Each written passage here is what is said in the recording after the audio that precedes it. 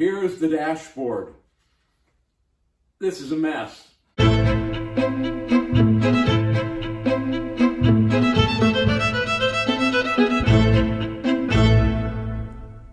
Welcome to part 8 of the restoration of the 1964 MGB. You know, when I go to car shows, I watch people looking at the cars, and everybody does the walk around, but then almost everybody stops and stares at the interior. I think the interior is probably the most important part of a car, especially the dashboard.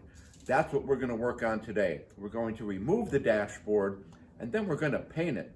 Now let's see about removing this dashboard.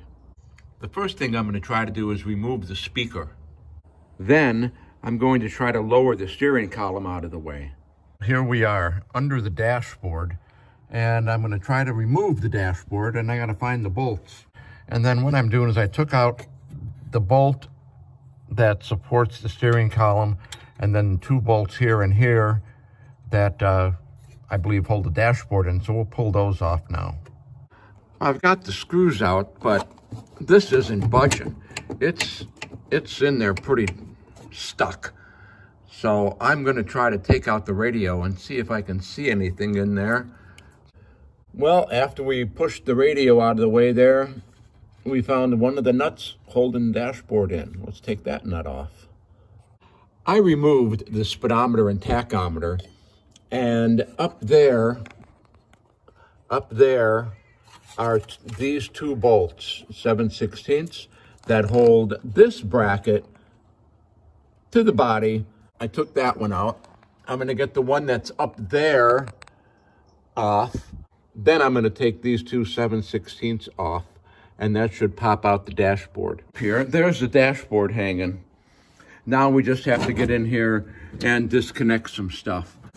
Here's the dashboard. This is a mess.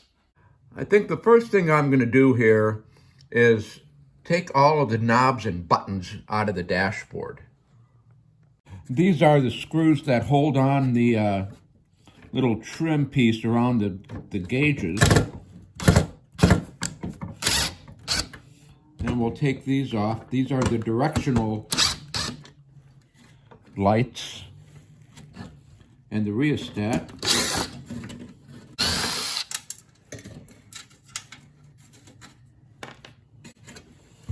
This is the knob that makes the dash lights bright and dim. It's been on here for 50, 60 years. To get these knobs off, here's what you're supposed to do. Right here, there's a little hole, and you push in on that tab, and it frees the knob from the switch. So you push in on that tab and pull the knob off. What could be easier? Well, except for this excessive amount of rust.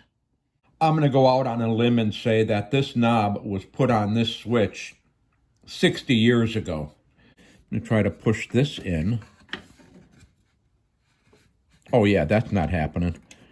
Let's start with some penetrating oil. And while we're at it, we'll try to get as much penetration as possible. Kind of reminds me of my college days. We'll try to get these screws out and take the glove box out. And we're going to have to get a new one, obviously, because this one's all crapped out. That's a Bob term, crapped out. That means it's junk. Here's our latch. Here's the glove box. We got that out. You see there's a big piece missing here. I hope I can buy a new one. This is the glove box latch I'm taking off now. Here's the components of the glove box latch. I'll store it with the screws that held the glove box in. This is the little chrome strip on the front of the glove box. I don't remember how it comes off, but I know it comes off. And it's going to have to come off because it's really pitted, and I'll probably have to buy a new one. Well, I'm getting it off by gently prying up on it.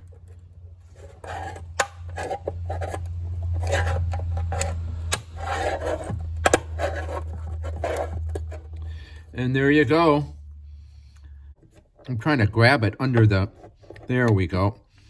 Trying to grab it like that. So that looks like it goes back in here like that.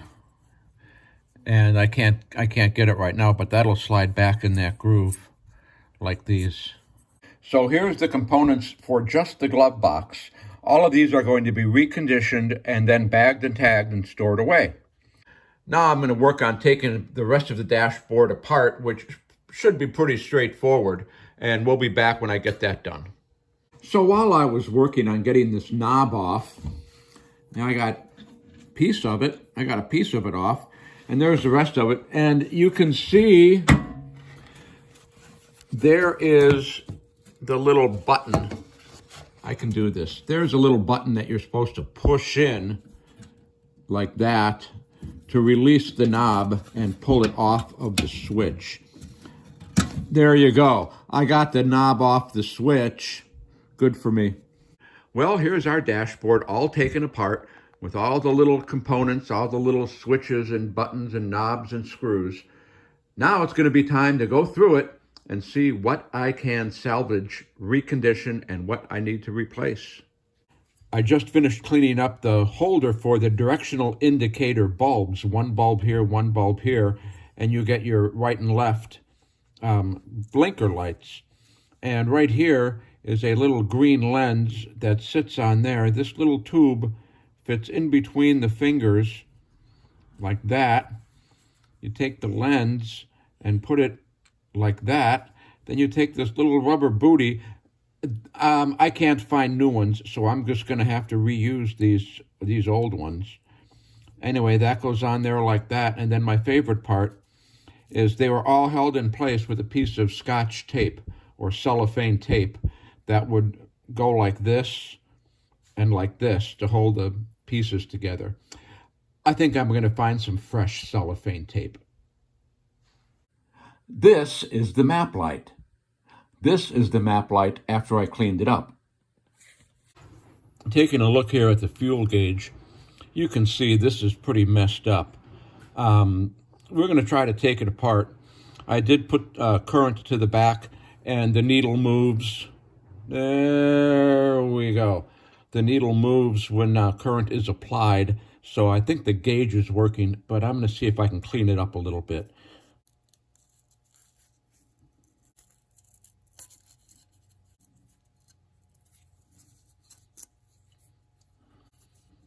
Okay, now we have to turn this, and that's going to be an issue. There's little tabs, and I'm going to try to bend them up.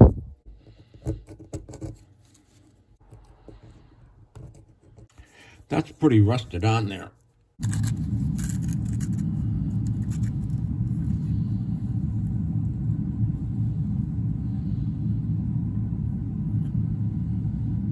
That's pretty toasty.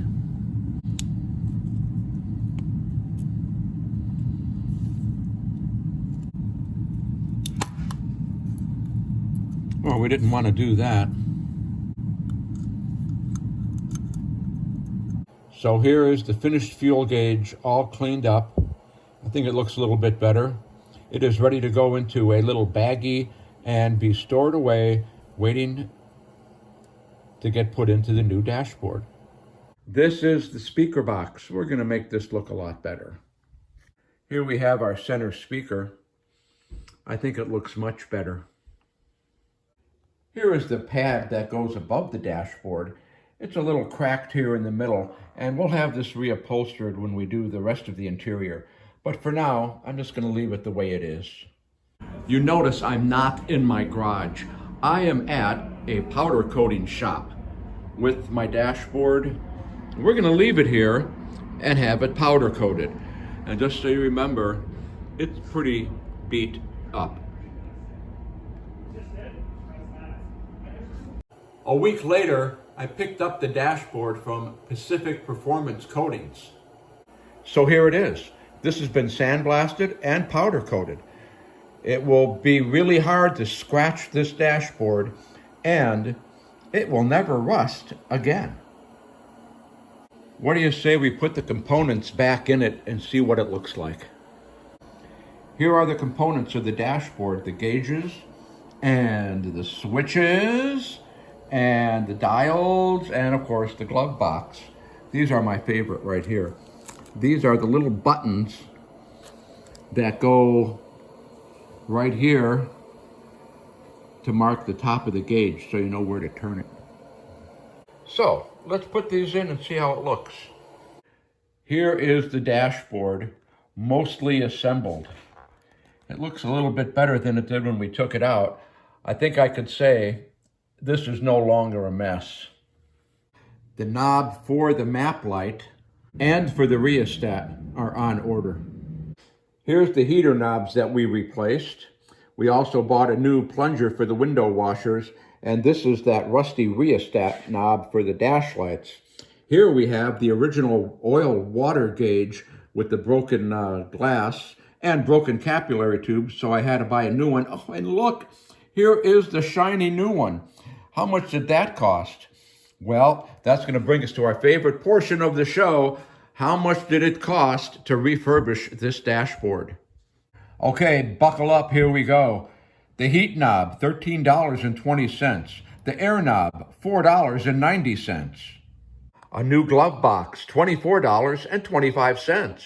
A new washer pump, $18.70. The MG radio plate, $25.75.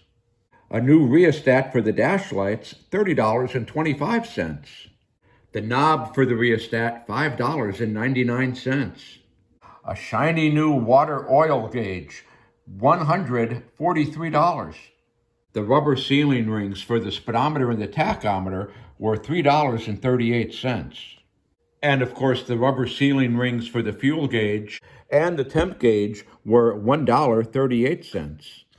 And to have this dashboard powder coated, are you ready? $80. Remember the little green lenses we put in for the directional lights? Look, they're green. How cool is that? Okay, so when we started this project, we were at $3,126.59. The total for this was $316.35. Let's put $43.30 on there for shipping and tax. And so far, the restoration of our 64 MGB has cost us $3,442.94. You know, if it wouldn't be too much trouble, I'd appreciate it if you would subscribe to Robert's British Cars. Now, next time on our restoration of the 1964 MGB, we're going to be doing the steering column and the rack and pinion. Oh, I'm so excited I am damp with anticipation. Until then, we'll see you next lap.